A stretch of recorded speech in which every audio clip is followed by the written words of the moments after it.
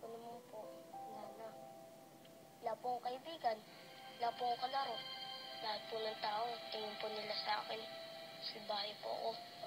Siguro nga po, malas ako, no? Tsaka rin po yung mga ibang tao na malas dahil po sa akin. Juan, pakinggan mo ako, ha? Hindi totoo yung mga malas-malas na yan.